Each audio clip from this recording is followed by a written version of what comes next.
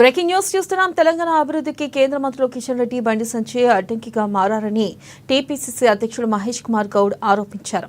రాష్ట్రంలో నిర్వహించిన కులగణనను తప్పుల తడ కారణం ఈ ఇద్దరి నాయకుల దిగజారుడుతనానికి నిదర్శనమని విమర్శించారు. బీఆర్ఎస్తో దోస్తీ కట్టి కాంగ్రెస్ ప్రభుత్వంపై నిత్యం విషం కక్కడం వీరికి అలవాటుగా మారిందని ధ్వజమెత్తారు. ఇక కులగణనపై కేంద్రం తీసుకున్న నిర్ణయంతో రాహుల్ గాంధీ సంకల్పం సిద్ధించిందని, రాహుల్ ఆలోచన మేరకు సీఎం రేవంత్ రెడ్డి మంత్రుల బృందం కులగణనను శాస్త్రీయ పద్ధతిలో నిర్వహించిందని పేర్కొన్నారు.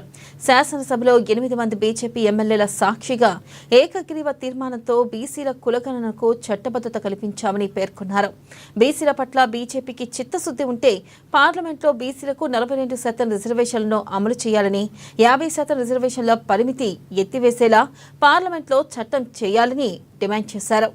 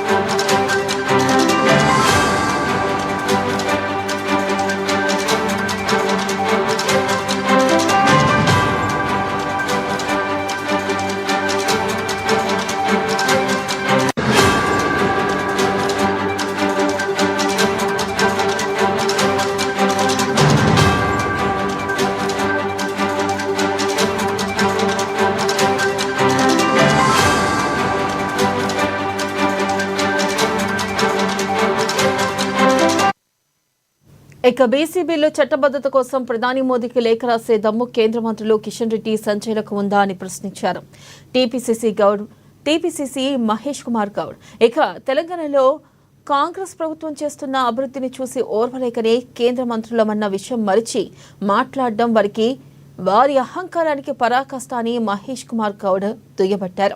ఇక పారదర్శక సర్వేపై తప్పుడు ఆరోపణలు చేయడానికి బీసీ బిడ్డగా బండి సంజయ్ ఆత్మ పరిశీలన చేసుకోవాలని హితవు పలికారు. కేంద్రం జనగణనతో పాటు కులగణన చేయాలని తీసుకున్న నిర్ణయం కాంగ్రెస్ విజయమని, కేంద్రం దేశవ్యాప్తంగా కులగణన ఎప్పుడు నిర్వహిస్తుందో ప్రకటించాలని డిమాండ్ చేశారు.